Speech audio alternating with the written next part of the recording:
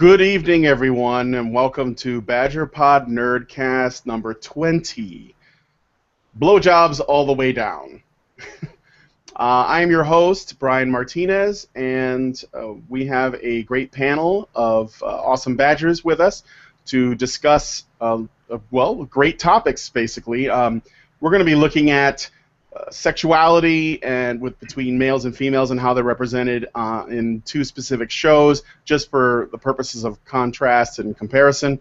But first, let me introduce the panelists. So we will start with Alison Tieman. She probably doesn't need much of an introduction, but we'll do it anyway. Alison, tell us a little bit about what you got going on. You just did what I always do to Karen. My name is Alison Tieman. I'm very much, to put it simply, I am a nerd with an interest in men's issues. I sort of geek over a lot of stuff, and I have to say gender dynamics is one of them. That's gender dynamics. And, of course, I'm outside of the non-feminist framework because I look at actual evidence when I make my theories, and I write a webcomic which explores some of those dynamics as I see them. You can find it at xenospora.com, that's with an X, xenospora.com. And that's me in a nutshell. Take it away. All right, Alison, thank you. Next, we have Anna Cherry. Anna, tell us a little bit about yourself, what you do.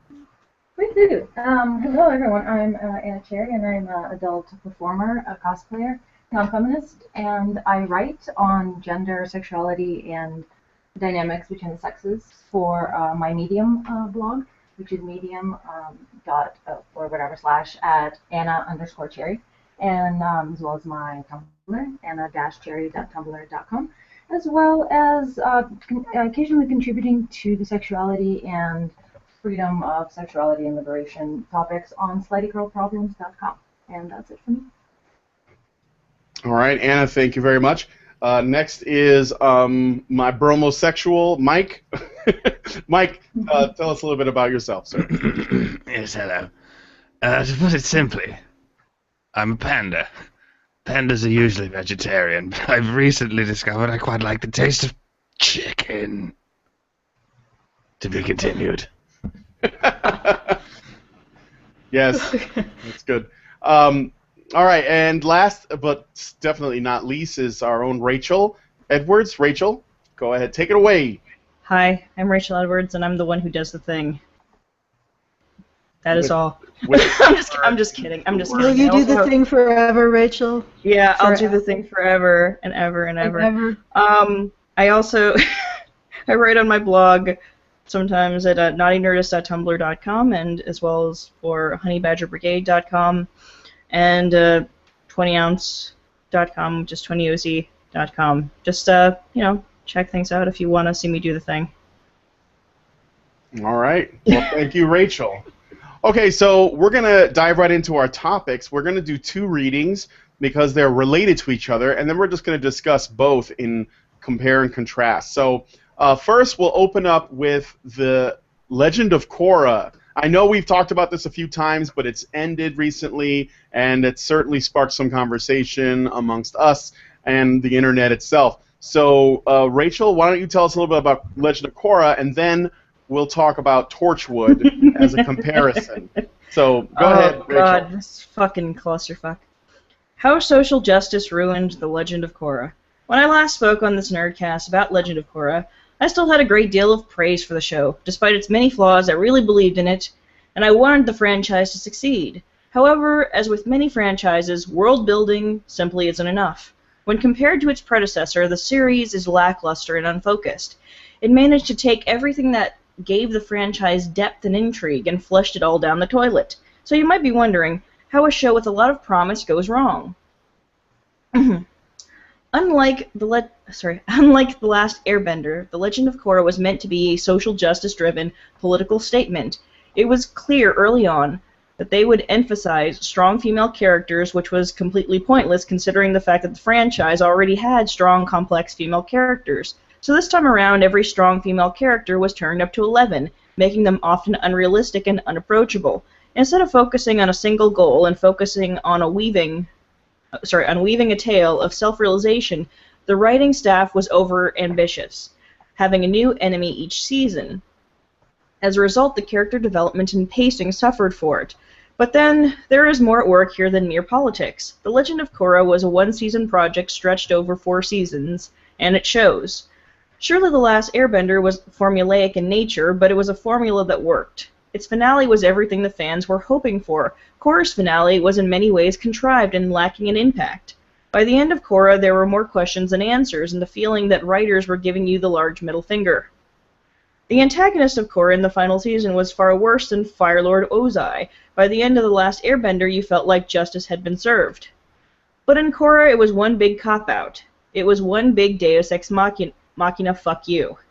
But then the entire series threw around Deus Ex Machina like parade candy and expected us not to be pissed off.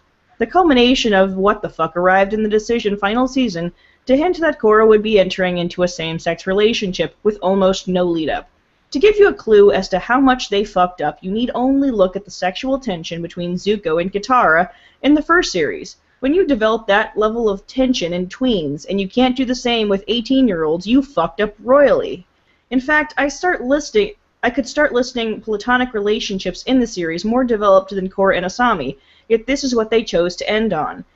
It's a subtlety missing from every other romance in this series and its predecessor, leaving us all scratching our heads. They decided that the end needed to be a political statement that made no sense within its own characterization. Ultimately, the show was destroyed by the inability of the writers to balance their politics in with their storytelling. It's a mess of a show that led people on for 3 years with little payoff. Despite its flaws, it had moments of magic which lead me to wonder what could have been.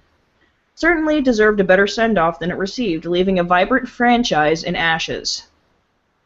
And there we go.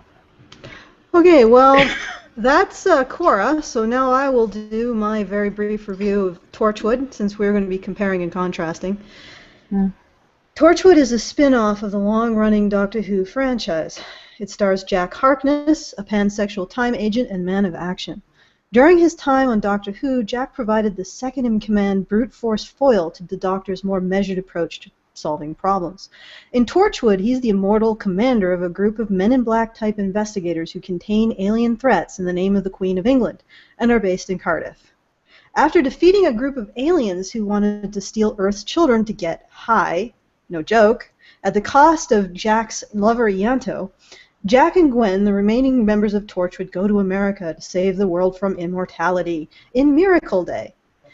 Overall, the series is painfully bad in parts, although its third season, Children of Earth, where they save the aforementioned Earth from the aliens addicted to human children, is it's actually fairly good, lighthearted sci-fi. Well, not lighthearted, light sci-fi, but it has a dark tone to it, and it has its good points. The fourth season also has a few moments, but it includes an extended and goofy sex scene that even between Jack and a previous lover that I can't even be bothered to remember the name of, that even had me, and I'm an avowed fan of homoeroticism, wincing at its panderingness. In terms of the homosexual relationships in the series, they are considerably better written than in Legend of Korra, for the simple fact that they are written. The characters interact in the context of a relationship, or at least interact consistently with forming some sort of emotional bond, whereas in Korra, our only hint that Korra has any interest in Asami was her blushing when Asami complimented her hair. By way of contrast, in Torchwood, the homosexual relationships are visible, often painfully and gratuitously so, making you feel like the writers are akin to a smug little brat offering mean-spirited commentary about a fat person because she knows it makes other people uncomfortable and she's immune to being told off. If only writers could find a happy medium between overwriting and underwriting homosexual relationships. I know I went a little bit different from where you were thinking, Rachel and Brian. So let the nerd fighting begin. Oh God, the nerd fighting. Wait, well, Anna said she wanted to go first, so I guess we'll let her go first. I guess you'll let me go first. Thanks, guys. So I kind of keyed off on the what you were reading about Korra, and it brought to mind the fact that yes, indeed, there is about 3 interactions over 3 seasons that Korra has with Asami. In the very beginning, they're fighting over this object of sex thing, boy, Mako. And then in the middle, they suddenly, out of nowhere, Korra apparently contacted Asami instead of these other guys. So this is our first inkling that they even have anything beyond a casual acquaintanceship going on. Well, obviously they're friends, but somehow suddenly Asami becomes like her confidant out of nowhere. And then once again out of nowhere, at the very end, you have them walking off into the sunset, staring in each other's eyes situation. So that's as underwritten as I guess it could get, unless they were wanting to use these interactions as accents somehow. I mean, obviously the very ending is pandering, and no question about it, to all the fanficdom and the people on Tumblr loving Asami and Korra together. But all up to that point, there's absolutely, they can't justify that ending. There's no relationship between them whatsoever except a desperate attempt to have the two of them become confidants with no building up to it at all whatsoever. Unlike Torchwood, which, aside from season 4, which I have not seen, up until that point, Jack Harkness and Ianto, they share an extremely developed relationship because he's basically second in command, or first in command, whatever. He's number one, you know. And yeah, very different, very well written. Not sure about throwing the sexuality in your face at the end because I have not actually seen that, so I'll just stop here. I'm just pushing in here, but yeah, the third season was actually pretty good, and it had a nice balance, and it didn't emphasize the sexual aspects. And I don't have a problem with that, but it was when they did it in the fourth season, it was just way over the top. There's something to be said for subtlety. Yeah, I could count on one hand though the number of times with remove the final season that was shot in America, and it's I can probably count on one hand the number of times in Torchwood where the pandering becomes sort of like cringeworthy. I could probably count on one hand. I mean, I know one in particular was the moment where Jack was dancing with that one soldier when they'd crossed. Oh, it was amazing! Stop that! I loved it. The homoerotic. I mean, it was sweet, but it was very like I had mixed feelings about it because on the one hand you're like, oh, all right. Nerd fight. Okay. It was sweet, but it was very obviously trying to be. They were pushing. Yeah, it was very obviously pushed. I'm like, you just met this guy. They were really driving home the fact that Harkness is homosexual. It's like, we get it. We're not like, okay, we get it. He's pansexual. He's pansexual. He's not homosexual. We get it. Yes. Okay. Thank you. But there's another layer to the relationship, though, also between Ianto and Jack, because there was also a lot of sexual tension going on between Gwen and Jack, and it was like the forbidden relationship that could never be, that could never happen, and there's always those feelings right below the surface, and you know that he's with Ianto because even though he loves Ianto, there's also, that feeling that he wants to be with Gwen. But in the end, he stays true to Ianto. That's very much Harkness, though. Part of his personality to me is that unabashed coming on to everyone. So yeah, there's a lot of there's a lot of subtlety there, though. Things that are lacking in Legend of Korra, and there's even those kinds of relationship things that have very subtle things, subtle complex things going on in The Last Airbender that you do not see with Korra in relationships there. Because, okay, the whole Mako-Korra thing was very sort of, you're like, oh, okay, yeah, they're together, but there's no reason for them to be together. And that's one of those things that you develop with romance. Randomly. Well, no, not randomly. She actually was responsible for a lot of the issues, and like I think the first time it was sort of like it was because like she was like, I need you to be 100% down with me or whatever. He's like, what else do you want me to fucking do? And I guess that's normal teenage relationships where Exactly, they're it's like, I guess normal. it is over then. So that's just. But there was like I said, there were a lot of things going on with. I just need to interject for a second. Anna, we're having some trouble hearing you, so could you maybe see if you can increase your volume, or? Well, the thing I wanted to convey though was the fact that there was a lot of tension going on between Zuko and Katara, even though she's like, I'm supposed to hate you, but at the same time I'm feeling empathy towards you, and we've both suffered greatly, and there's almost a reason there for them to through working through their dislike for one another, there's a thing there, but then ultimately they choose somebody else. There was a lot of tension there. They could have done a lot of things like that with Asami and Korra, but they didn't.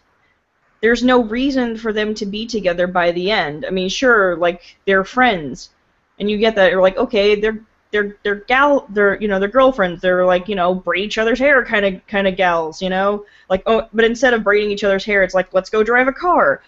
But the thing about it is the thing I despise about that is it's almost like girls are no longer allowed to be just friends anymore in media. Every act, there has to be like, well, they're a little too close. Could they be? There always has to be a question there behind it. Like no one's allowed to be close friends anymore. Well, that includes men too. I mean, if exactly that too. It's ridiculous. It's completely ridiculous. There's nothing there to suggest anything more than a really strong friendship. But I think that ultimately goes back to the overall writing of Korra as opposed to The Last Airbender. The Last Airbender was a lot more like an anime in the sense of having really complex and deep plots that made, even for preteens like Naruto, that have really deep relationships and wisdom and lessons that you learn and grow through, while Legend of Korra was almost entirely a pandering women, Asami, Korra, the two metal women. It's just very Tumblr crafted. Yeah, women, strong women. Let's throw in like different variations of Xena Warrior Princess and hope that something good comes out. Yeah, there's like 3 different Xenas in that show. It's like pick your favorite. Well, the thing is that I was okay with that. Like I actually was really excited about Korra that last season. I thought it was well done until the last 5 minutes where everything was fucked up. I've never felt something go from wow, this is awesome to what? How? And the problem with when you create media, your ending is the most important thing. That's what people will take away. And the ending of Korra, it just took all of the stuff that was building on, and it just threw it in the trash and stomped all over it. And oh wait, this is the answer? Yeah, well, I mean, for me, it was like the whole idea that they built this female villain, who, in my opinion, was worse than the male villain of the first, I would agree. Of the original Airbender. I thought it was just crazy. Kuvira was doing this out of a sense of. She was doing this out of a sense of justice, out of a sense of righteousness. An atom bomb to make people bend under her will. Yeah, she had an incredible level of control freakery going on. And she was what she was threatening with people with was a lot more scary, and that's one of the things I had a problem with the first series, is that the insurgents who were on Aang's side, on the hero's side, they ended up in prison, and the prison was relatively not that bad. So it eventually became like, well, this guy doesn't really, the Fire Lord, and they had to do it that way because it's a children's show. He can't be stringing people up by their intestines or anything like that. But at the same time, if this is the punishment that they face by opposing, this is actually better than a lot of even what we consider good guys today. Sorry? No. Well, I'm not talking about what Aang did to the Fire Lord. I'm talking about what the Fire Lord did to his opponents, the soldiers that were fighting against him. He took them and he locked them up. Now, and it wasn't a prison. They weren't being tortured. They were just in a prison. Oh yeah, she tortured people. Yeah, she tortured people, and she brainwashed them. I mean, so in a fundamental sense, she was a much more horrific villain than the villain of the first series. And the villain of the first series, Which is nuts. yeah, he was just nuts, but also he faced a much more devastating punishment. He got part of his abilities, part of his identity taken away because Aang took away his ability to use his magic, for want of a better word. And what did Korra do to Kovira? This much, much, much worse dictator who engaged in torture and brainwashing, imprisonment, and also literally threatened to kill people in horrible, horrible ways. Oh, you need a hug. Oh, that's all you ever needed. You're such a little broken bird. What the? No. That given to men. I mean, I believe in compassion, helping some people overcome their bad ways that have been there because of anger and pain. But let me see that afforded to a man. Let me see that kind of compassion given to a man and not entirely to this person only because she's a woman. Yeah, she built a nuke. She fucking built a nuke and attached it to a giant robot and blasted half of the fucking city. And it's like, hey, let's hug now and braid each other's hair and have a slumber party in your prison cell. It's gonna be Actually, that's to me that was so pandering in and of itself. I mean, let's just set aside the emotional relationships that between Asami, or the implied sexual relationship between Asami and Korra. That whole scenario in which Korra just simply says to Kovira, "Hey, you're an orphan and you just want family, and this is why you're being the way you are." And this is fucking after this woman has attempted to murder her fiancé because it was convenient. Don't you think at that moment? I mean, if she could possibly be reasoned with, wouldn't it be at the moment where her goal is in direct opposition with her fiancé's life that she might reconsider what the fuck she's doing? No, it comes when, I guess, all-loving Korra just simply points something out to her. But that's when you know she's not really interested in the family and love because she was willing to kill her family and love over power. So there's a lot of she was willing to kill the guy who had pledged his life to her future family for power. But her dread enemy just says a few fucking words, mealy-mouthed, hallmark goddamn fucking words, and suddenly, oh, you're right, I've been bad all along. What gave Korra the emotional the emotional gravitas to be able to even fucking do that? A vagina. Because I didn't see it. I didn't see where she became a Zen master who understood human beings so deeply that just a few words could change a psychotic dictator with unbelievable delusions of grandeur and control into a weeping pussycat. Well, it's because they're not writing her as an actual sociopathic leader wanting control. They would write a man like that. But with a woman, they're writing all the bad qualities that would consider someone mentally unstable. But it's okay because she's a woman, so she's forgiven. She's fine. But when it's a man, then they're sociopathic dictators. So there's really no way around that because it's not a logical thing. They just write their Mary Sues who can do everything, the good and the bad, and they're That's it. She is a Mary Sue. She's a Mary Sue. And only Mary Sues have this kind of a power to simply talk down the demon and convince them that, oh no, it really is wrong what you're doing. But Alison, this is what social justice warriors really believe. That nobody's ever really bad. They're just I would agree that nobody is ever really bad, but unfortunately, if someone's going to take a conflict to the extreme of killing their fiancé, talking to them is probably not going to work. Okay. Well, did you say Alison? Did you want to say something related to Torchwood? I wanted to say something about both Korra and Torchwood, but I thought you wanted to say something about Torchwood as well. I think Torchwood is better for this. Oh, yeah. Yeah, it's like they I think that they write this stuff a lot. Like, if somebody is despicable, Well, no, actually, there was one female character in Children of Earth, which I did not understand why she didn't die painfully, because she was possibly one of the most horrible people in that particular story, aside from the aliens who smoked up human children.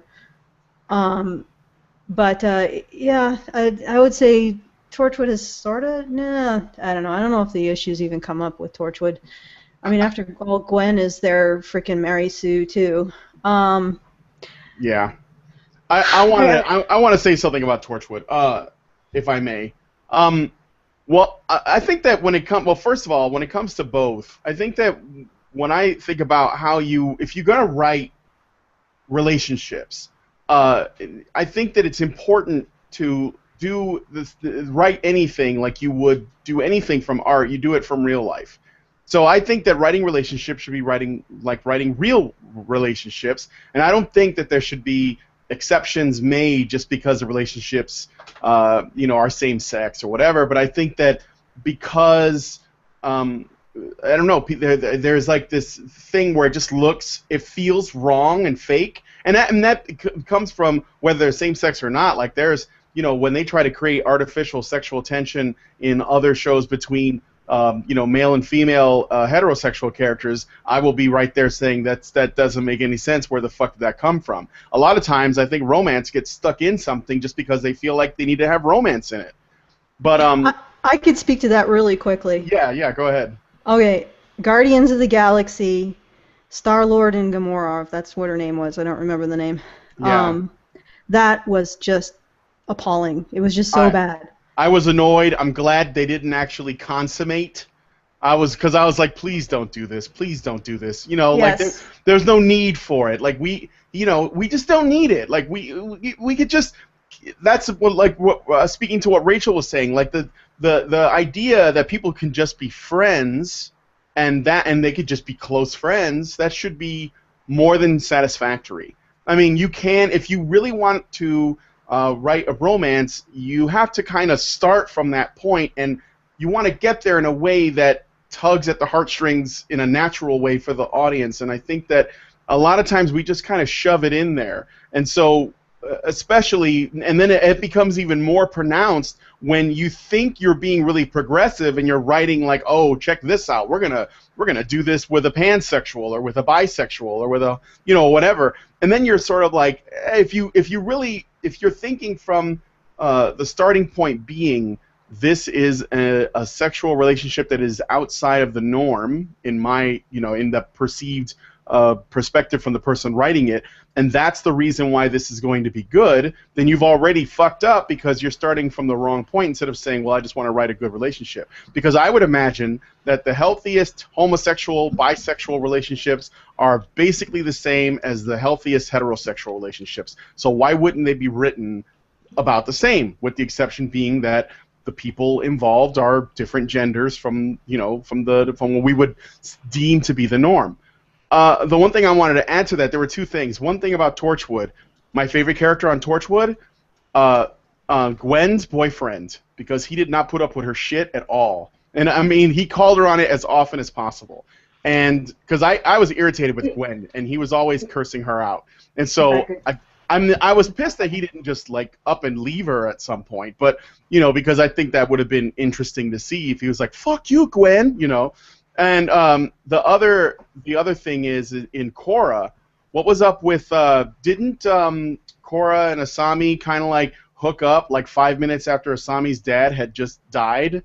Didn't like that happen? Like wasn't this in the wake of like the father getting killed? Well, or am I wrong about that? It's got to be at least within a month of that, and that's not nearly enough. No, it's been like a few minutes, right? Okay, and here's my hint at that. My hint to that is the fact that you see Mako's arm is still bandaged up and stuff, so it's at least got to be within a few months of this having taken place, and the whole area's still fucked up and everything. So I'm not thinking that this is a year after or 2 years after.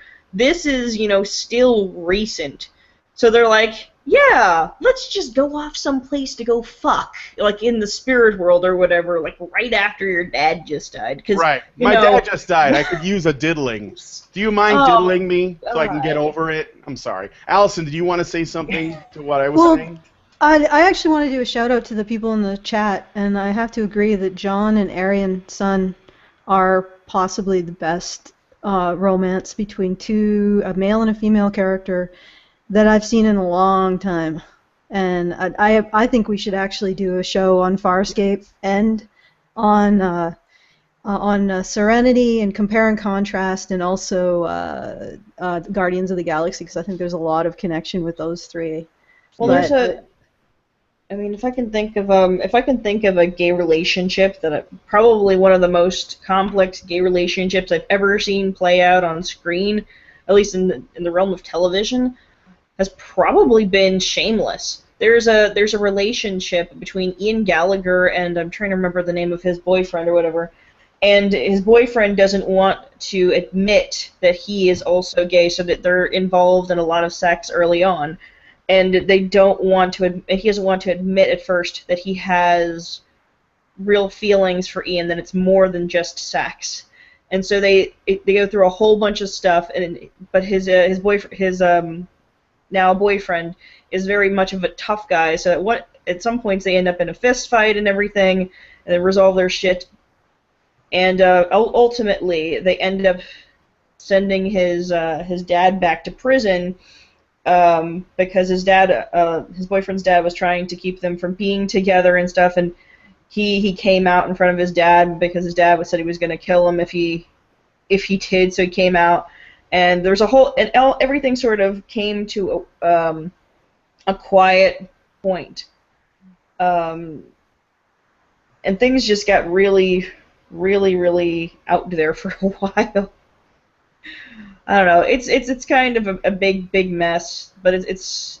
I was just gonna So, ask. It feels so real though, and that's the thing, is that these relationships, they're not always perfect, and it's still so compelling. Yeah. Well, I think another thing too is, and this could be speaking a little bit broader, but especially with things like film, this is also, I think, a side effect of when content creators are trying to make a film or a series that appeals to as many people as possible, so they write as many elements in it as possible. So they'll stick a romance in there because they want to get that crowd, or they'll stick something. I mean, they're just trying to get more asses in seats. But the problem is that those people might not be really well suited to writing those kinds of stories. I mean, what we used to, if you watch an older film, you would watch a romance film for a romance story, and it might be well told for what it did. If you just watch an action movie or a mystery, they had like specific goals. But now there seems to be like a desire to stick in as many different facets as possible, and a lot of times they end up being, some of them could be weaker. But I wanted to ask you guys, speaking, because Rachel was bringing it up, aside from like Farscape or the show you were talking about, Shameless, what's a good example of a show that or a television show or a movie or whatever, even a book, that has a really well-written same-sex relationship in it? Well, Farscape really isn't an example of that. I thought it was an example of a really good heterosexual relationship. Okay, heterosexual relationship, right. But why don't we just expand it? Like, what's a good relationship? What do you think, what's Brian? a good example of a good relationship? Well, you have to come back to me. I have to think about. I've been thinking about that, and I'm trying to figure one out that's really well done. That's not just, like Casablanca or something that's like a classic. I don't know. I mean, that one doesn't even have a good ending. See, so, but I got to think about that. If I can jump in, I definitely second the Aronson and Crichton until the baby situation. That it broke my heart how they started behaving after that, because up until that point they had a very strong Crichton sort of saves Aaron from this peacekeeper way, and then they help each other and they save each other, and it's beautiful. And then one of the Crichtons dies, and then there's a baby, and everything goes to hell, and I don't really know how I feel about it after that. But I guess all relationships have problems, and that is realistic. That even their idyllic, soulmate situation, even that had some rocky road. And the second one I would add is actually Doctor Who and Rose. Tenth Doctor. I'm getting emotional just thinking about it. 10th Doctor and Rose are a really cool relationship to me as well. And on this topic of gay relationships, I think Orange is the New Black, actually, the first season has, and then second as well, has a tremendous variety of relationships, ranging from the platonic that wants to be sexual from one side versus, but the other one doesn't, as with Tasty and her friend. And then later on, it moves on from a variety of, from the psychotic, Christopher relationship to, lesbians because they need sex, to relationship of the main two characters, it's the females. It's just a lot of awesome variety, I think, in that show. And I might be, an unpopular opinion on this, but I can give you guys one. And the thing is that some of the best written romances that I've seen play out have been on anime. Really, like Kimi ni Todoke is a really good one. And I say that because it's a relationship where it starts out with sort of this shy girl who keeps to herself, and she's a social outcast and a pariah, and all it takes is sort of this guy she sort of admires to kind of reach a hand out to her and sort of pull her in a little bit. And then she does everything else on her own and becomes this interesting... she actually just starts showing the great side of her, the part of her that could actually be vibrant, and so they inspire each other to be better individuals. And he comes to understand that really she has this idealistic idea of who he is, and he says, "I'm just a regular guy." There are people who just sort of latch on to me and onto this persona, but it's not really who I am, and I'm wondering if you really like me too. And so she does find that she likes him for him, and not just this idealized idea of who she thinks he is. And they sort of just draw into each other, and it ends at a good place, I think. It's it's some really good stuff, just really compelling. Like rips your heart out too. I think another good one is Onegai Teacher, which is a really complex story. Maybe a little bit on the melodramatic side, but it's another story that just sort of rips your heart out. You have two people who are just sort of thrown together into an uncomfortable situation. They just sort of have to work through it all, and they ultimately realize that they do care about each other, and more than just who they think that other person is. They start to just come together. It's a really great story. Also, Howl's Moving Castle. Love that. I'll probably let you guys get back and add your pieces in. Well, just for a second, this will be like 5 seconds. I'm back on the platonic love situation. There was, and the stories that rip your heart out in anime, which I never know how to pronounce it. I'll pronounce it like Rachel does and be one of the cool kids. So Naruto to me is especially the Naruto, not Shippuden, but the first one. One of the first few seasons, it had this amazing episode that to this day, like I'll start crying if I just remember it. And everybody's crying in the episode, snot's coming out of their nose, it's great. But the point of the story is that Naruto saw an enemy, with a subordinate, and then when the enemy's subordinate died, the enemy seemed unmoved by it. And this was a subordinate who pledged his life to this person. So when Naruto saw this unfeeling reaction of the man to this friend, this person who loved him, who died for him, he lost it. He couldn't handle it. He was like, I will kill you twice for this. I will kill you. Like, how dare you not respect this person's life and their sacrifice and their love for you? And then it turns out that the man actually did respect this person, was very moved. He was very sad. There's a complex, relationship there, and it all comes unfolding towards the end of the episode, and it's just a ball fest. It rips your heart out. It's super like, wow, this is for kids. This is amazing. It gives you such depth of relationship and platonic love that I don't think I've seen in any Western media, that I've seen over and over in anime. And Brian can go now. Okay, cool. I got a couple that I want to mention. So one is kind of the anti It doesn't end with them getting together, but I really like it because at the time I thought it was, it was kind of like it was different, right? Big Trouble in Little China. Now, this is a stupid movie, but I love this fucking movie, right? But Jack Burton, who's played by Kurt Russell, he meets a girl who's like a lawyer. I forget her name, but she was in Sex and the City.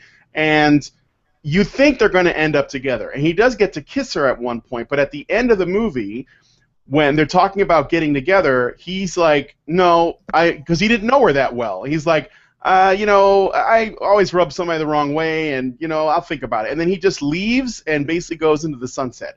And he doesn't get together with her. There's a Clint Eastwood movie that reminds me of, a Western, where you think they're going to get together, and then the hero says, no, this isn't really, this isn't right, I don't want to do this, and he leaves. Or I don't know you well enough, or whatever. And I really dug that because they didn't go down that predictable path that if that movie was made today, that likely would have happened. The other thing is, I'm going to be showing my age here, but when I was 11 years old, or 12 years old, there was a show. It was one of the first anime I've ever seen, and at the time, we didn't even call it anime. It was called Robotech, and it ran for a really long time, and in it there was a character named Rick Hunter, who was the main character, and he meets a girl in the first episode named Mimi or something. Minmay, and he falls for her. But as the show goes on, he realizes that she's a child and she doesn't know what she wants, and she's a real pain to deal with. And it was actually really maturely written for a show that was made for children. And through the course of the show, there's like an alien invasion and all this other stuff that's going on. But throughout the course of the show, he starts to he befriends an officer who's like a communications person named Lisa, and their relationship goes from professional to friendship-oriented, and it develops in a very natural and organic way. And by the end, Rick realizes that he never loved Minmay and that he loved Lisa, or at least he falls for her by the end. And that felt really natural. And when I was at the age that I was, that left an enormous impression on me. And so it was so great because I was like, I'd never seen anything like this before at that time. So that was great. Robotech would be, and it was animated. It was an anime, but that would be like one of the best. Again, because they did it long form. It didn't pay off till the end, and the plot wasn't even about that. That was actually more of a subplot. But they did it so well. I was very impressed. So those would be my picks. As far as same-sex stuff goes, I don't know. I mean, the birdcage? I mean, that's... No, I didn't find that... Well, yeah, maybe. It's not a large pool to choose from with the same sex. No, there isn't. You could say Xena and Gabrielle. Sorry? You could say Xena and Gabrielle. You know what? Actually, I don't mind that because they kept it subtle, but they did it in a way that you were like, I could see that, and didn't. Their relationship was more about. I mean, there could have been more, but it didn't really matter because they were going on adventures and fighting bad guys and saving the world. So. It's a sort of a small pool, I think, for homosexual relationships, and I actually find that most heterosexual relationships are so badly written that it's unwatchable for me. And I think part of the problem is one of the problems that I find I have with Korra, with the Team Avatar, is that the relationships that they write are so the women dominate the men so completely that it's just uncomfortable. For example, Bolin falls in with the big bad Kovira, and his girlfriend is she doesn't even express her concerns in any real way. She just gets so pissed at him and expects him to understand what the hell is wrong, and she gets pissed at him for not going in lockstep with her. And I found that to be true about most of the, for example, to use another example, they wrote a really great relationship without even knowing it in Varric and Julie. And I know for a fact that they did not intend to write that as in any way romantic. And And what was interesting was that Varric held Julie to such incredibly high standards of competence. And if she failed, he was so pissed off with her. Like, to use an example, they're fighting the fiance, Kovira's fiance, in these mecha suits. And Varric can barely use his. And Julie is actually holding her own. And Varric gets captured, so Julie has to stop fighting. And Varric is just like, he's got his arms crossed and he's looking at her like, I can't believe you fucked this up. And it's hilarious, and it's quirky, and then they got a hold that people really liked this relationship, the shippers, the fans, and I think that I'm a little bit on the fence, but I think they may have completely fucked it up because they had to turn that into, once again, the woman having all the control and being the one who's judging, and the man has to be up to her snuff.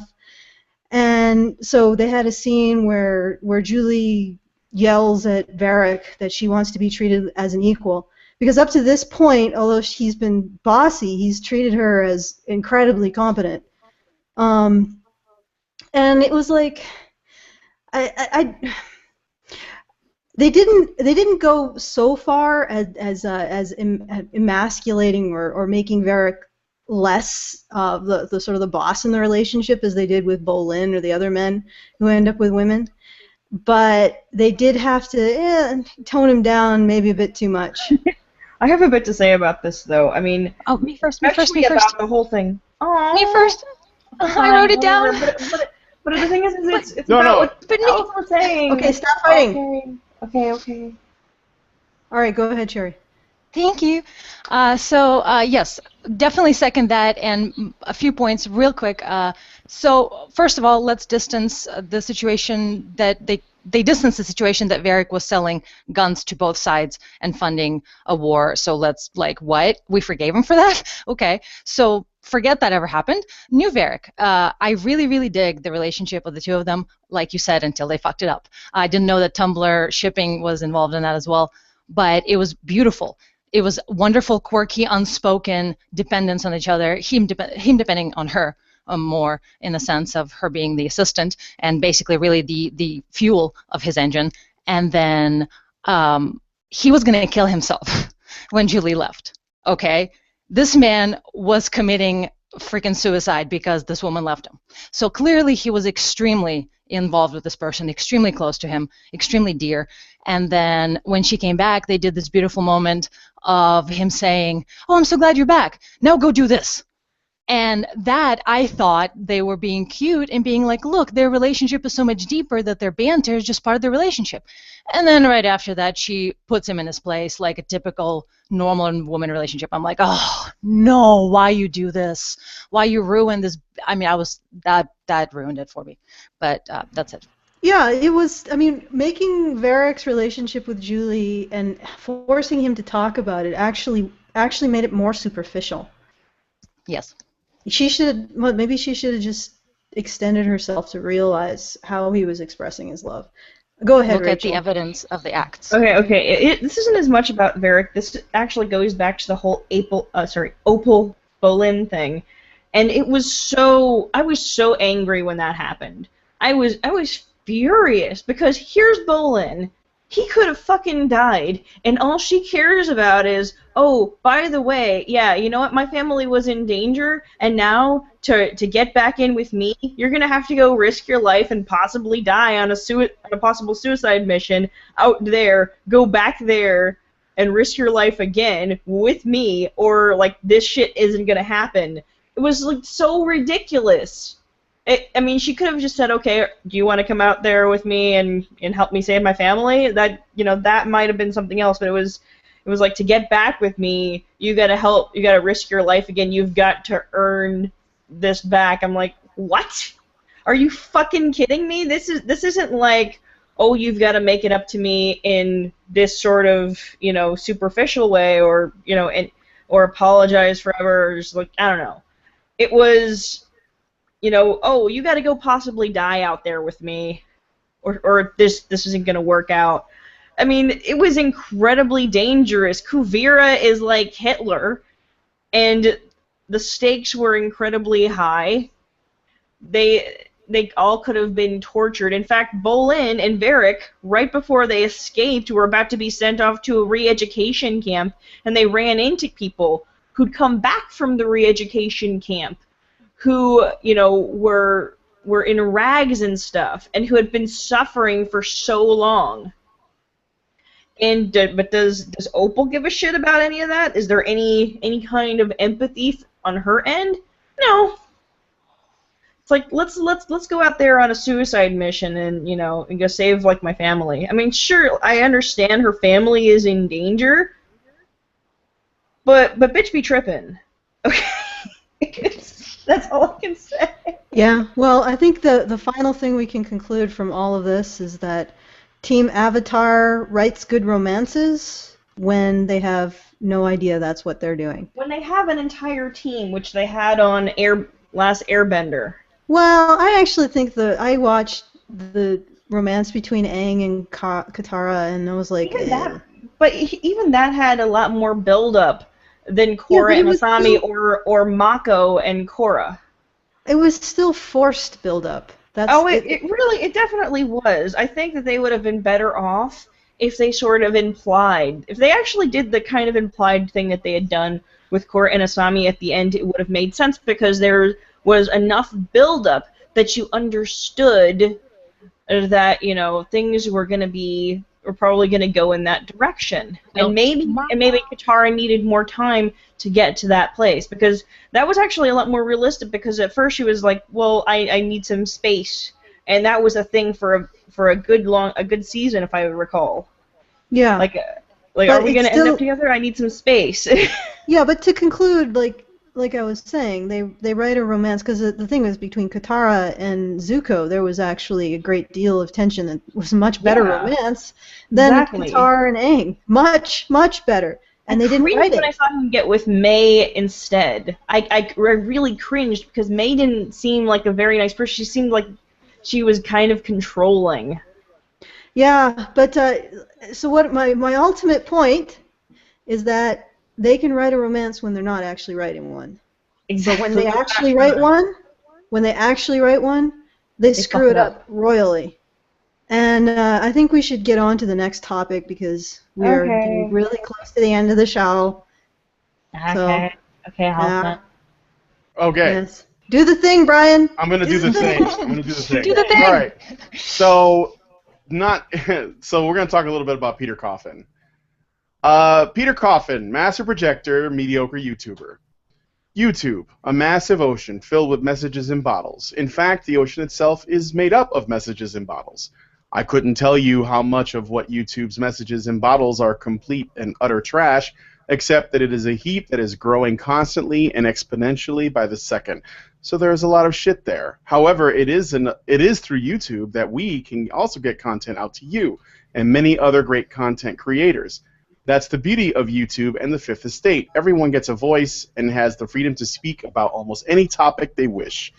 Since we speak mostly about the issues surrounding gender and identity politics, and we are also nerds, we came across some interesting counter-arguments.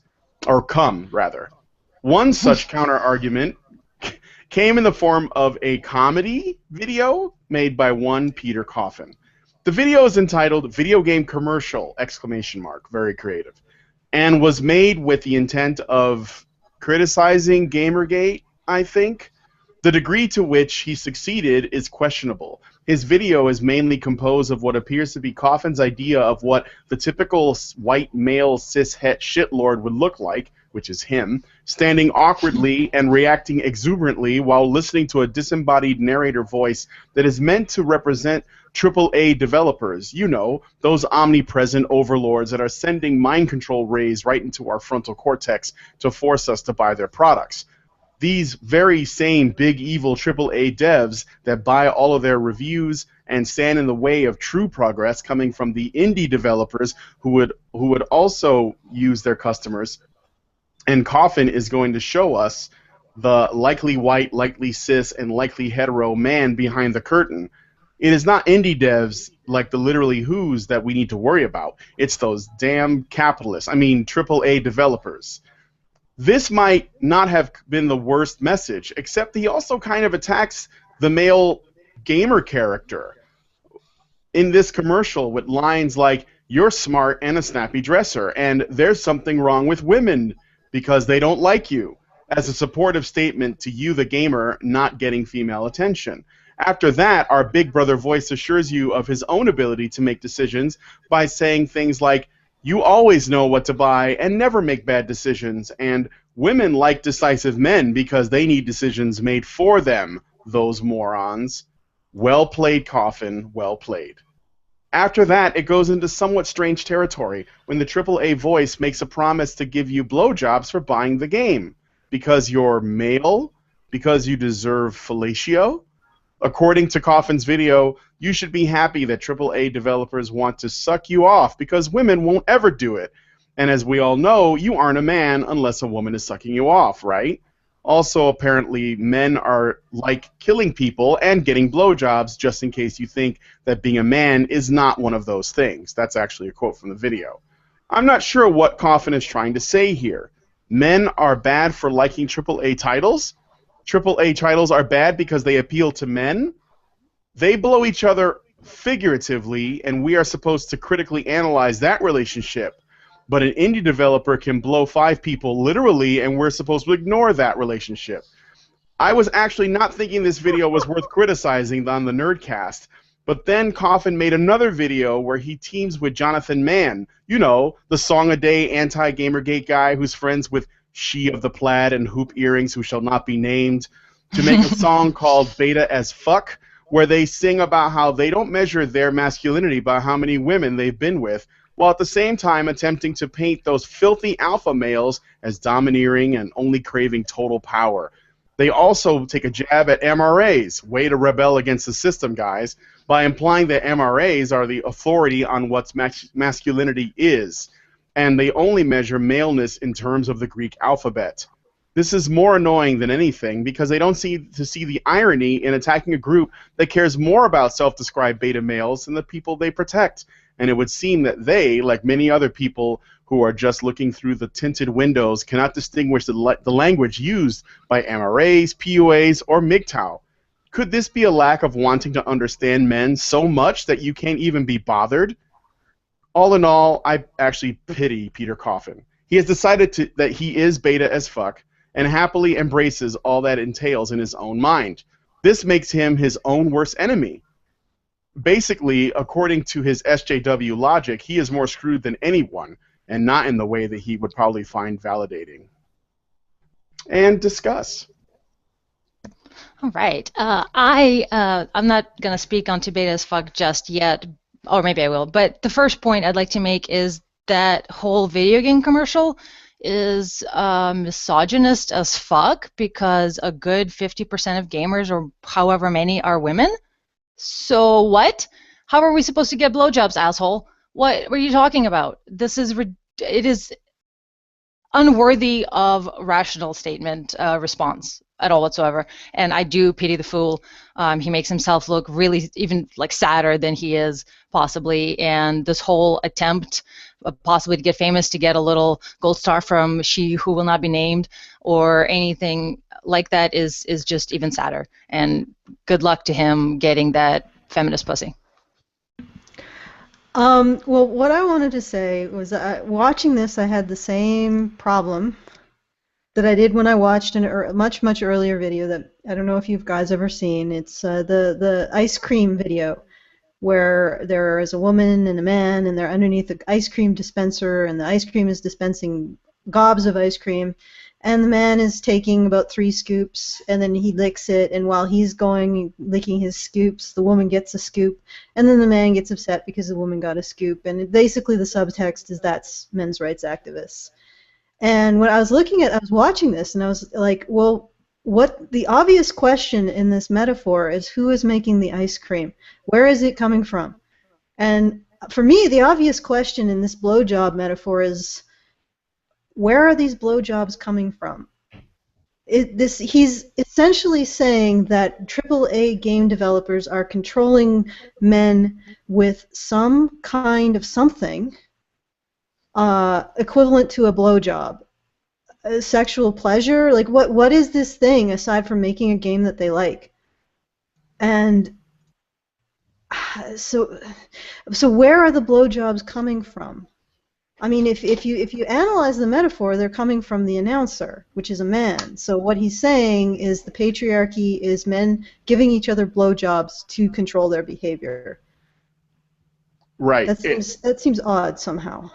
There's a weird projection happening because he's basically trying to tell us that the AAA developers are the real enemy because they're giving you blowjobs for playing their pieces of shit games because he's decided they're shit, even though they sell really well and apparently they have a fucking market. But at the same time, when he's basically trying to redirect the corruption at like the big giant companies, and that's where the evil is at. But we're buying their products, and so it's almost like he's trying to say we're not seeing the real enemy, and it's not the indie devs. When at the end of the day, Gamergate's not really picking sides in that whole fight.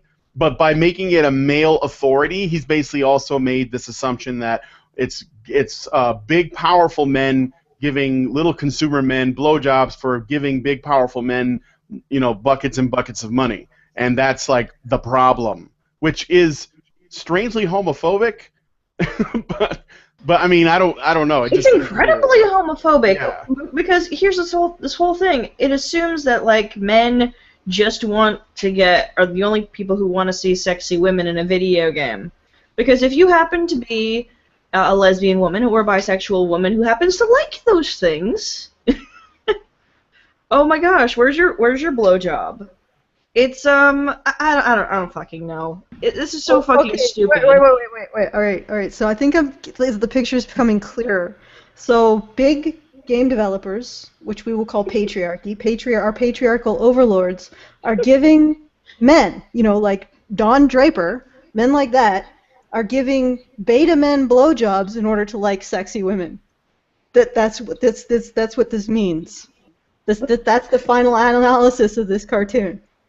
Okay, so appreciating the female form requires for a man to appreciate a female form in his game, he requires enticement via a blowjob by another man. What the fuck is this? It doesn't make sense on any freaking level. What does the blowjob represent? It doesn't represent anything. It doesn't represent anything. It's like your metaphor sucks and you should feel bad. You should, this metaphor is bad, and you should feel bad. And what more can you say about go it? back to troll school. Like, you gotta learn how to troll harder.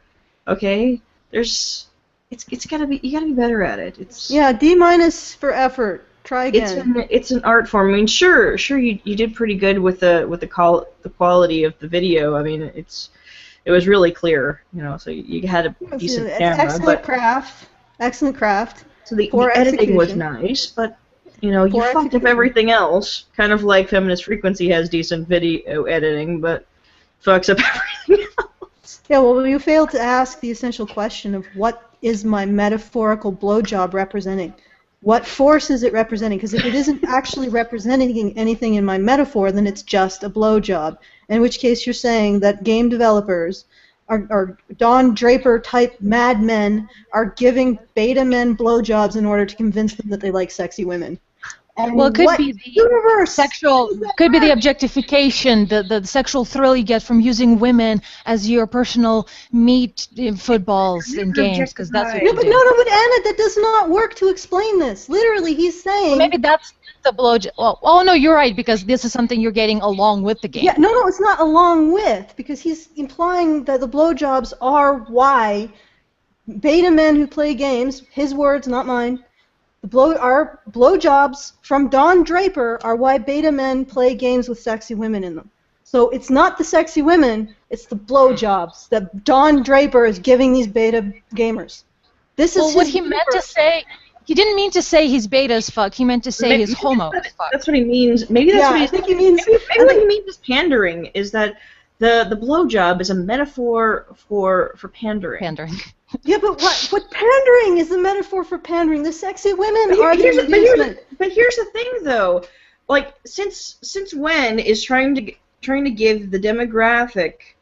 I mean, that's the thing. If your primary demographic is heterosexual men, and they tend to buy the kinds of games with sexy women in them, and To get blowjobs. I don't understand how that is, a bad decision. If it's something that they absolutely like, why not give it to them in this situation? If it's decent writing and everything, and it's not just mindless boobs everywhere, I don't know.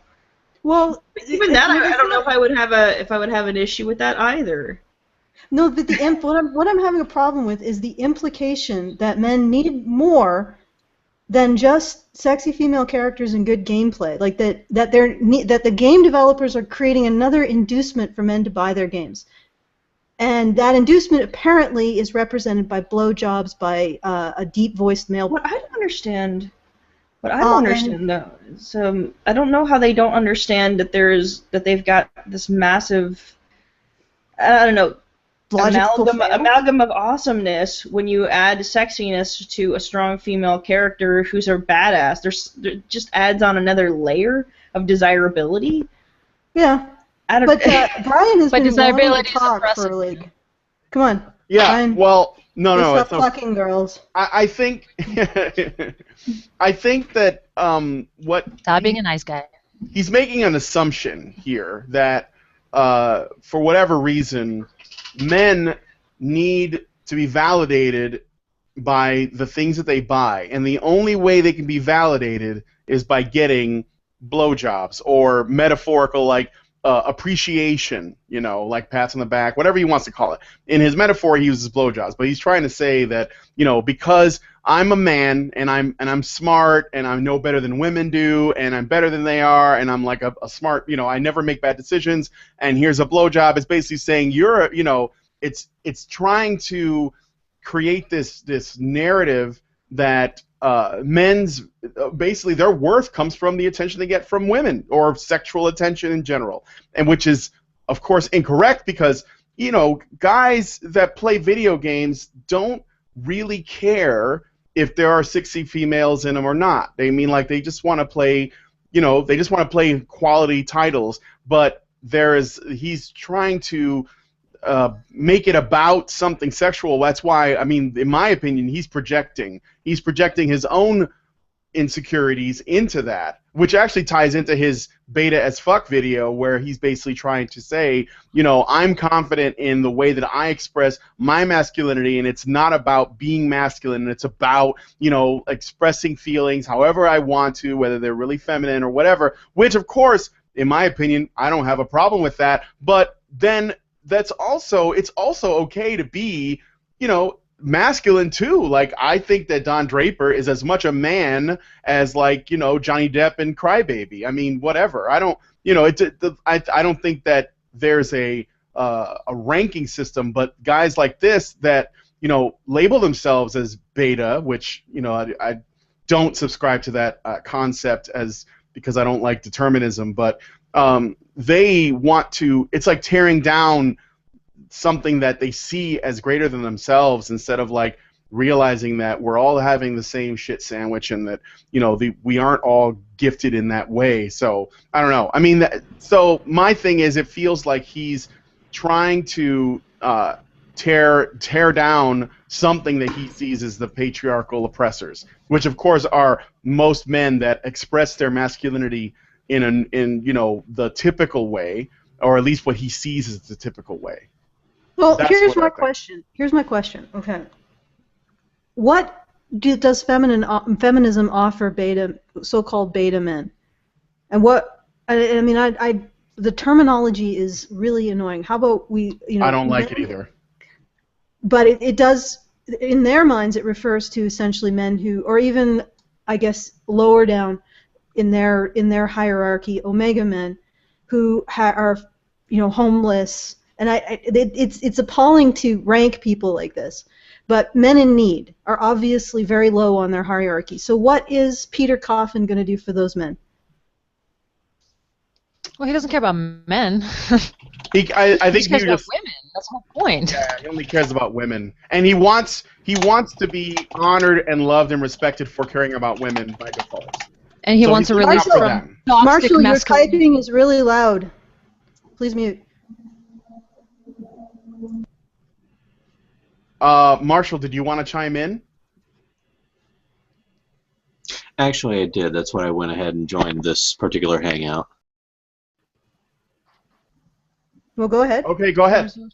All right. Sorry, I don't usually step in like this, but that particular video, beta as fuck, it seems to be continuing a current feminist theme that's been running recently or within the past few months. I've seen 12 or 13 different articles about why men are stepping out of relationships. They're choosing not to engage in relationships. They're choosing not to get married. And constantly I hear the same language again and again, talking about how they're retreating into lad culture, such as gaming, by saying that the game developers are providing blowjobs to all the beta males. He's essentially saying that the males are choosing to partake in video games instead of partaking in relationships with women. That's where they're getting their excitement, and that's where they're showing their time, and that's where they're devoting their time, instead of devoting their time and energy in chasing after women, dating women, having relationships with women, having sexual relations with women, and getting married to women. Okay, well, thanks for chiming in. Very pertinent observations, Marshall. And I would have to agree. There is some very uncomfortable. There's some discomfort there. But my question is really, what does Peter Coffin have to offer to men who are not ranking in his hierarchy, not ranking very high in his hierarchy, either beta men or omega men, the guys who are not necessarily succeeding in society? What does he have to offer them? Distraction. But the thing is, he doesn't even want to distract them because he's shaming them for the distractions that they have. And the thing is, he's saying that we are judging them, the groups of people who want to bring attention to the problems that men face, and do so in a way that they aren't made lesser people or lesser men by being seen as vulnerable. We are the ones that he is pointing his finger at and saying that we are doing something bad to beta men. Misinformation. Yeah. If he can significantly co-opt the intention, then he can mask what's really going on and present a misrepresentation. Yeah. So that's why I'm asking. I think that Peter Coffin, what are you doing to help men who are not very high on the hierarchy that you think that we are using? Because we are trying to bring attention to these issues, and we are trying to do what we can to help these men, and not in a way to take away their sense of self or self-worth, but try to help where they need it. What are you doing? yeah. Well, he's converting everyone to feminism so that way they'll be released from this toxic masculinity standard they have to live up to and be completely controlled by whatever feminists think that they should be consuming. Now, if he ever listens to this, I'd like to end with that question to him. What are you doing for these guys, aside from shaming their interests? Yeah. Like, when you do something for these men, then you can talk. Until then, just shut the fuck up. Or, take this question and consider. And also figure out what the hell the blowjobs represent, because that's really bugging me. Because your metaphor is weak and you need to figure it out. Yeah. Okay, I think I'm calling it too, Brian. I know that by thought transference, you've indicated to me that you are also ready to wrap this up. So, do you want me to just go into... Yeah, go into all the plugging and whatnot. I should do Wait. Did somebody have a final word? But Did we hear a final Carl word? Atkins, people. Oh, Carl. No, I guess. It wasn't a final word, it was a final Carl. Carl. Yeah, okay. Well, if you guys like, if anybody listening enjoys this message and wants to help us continue to expand the scope of what we're saying and try to not necessarily, like promote these ideas that men deserve compassion, that women should earn respect and can earn respect, please consider donating to the show, Patreon/Honey Badger Radio. Yeah, it helps us put these shows on. It helps us increase the scope of our message, and hopefully, eventually, we'll be able to put something aside. And it's no promises at this point because it's way in the future, but put something aside to some actually legitimate, on-the-ground help for men. Probably we can't handle the logistics, but donating to a second party to put on a crisis, something or other crisis help for men. So if you're interested in our message, again, that's Patreon/Honey Badger Brigade, or Honey Badger Radio. Patreon/Honey Badger Radio. I think I got it correct that time, right, Brian? Yeah, that sounds right. Okay, good. And thank you for listening. Thank you to our audience. You're wonderful. A little crazy, but wonderful. And thank you to our current patrons who always make everything interesting with their shenanigans. And thank you to my co-hosts. Did you want to thank people, Brian? Because it's sort of a host job. Yeah, I'll do that, sure. Thank you, Anna, again for coming. Rachel, Marshall, Mike, we miss you. We missed you for some reason, but thanks for coming on anyway. And Alison.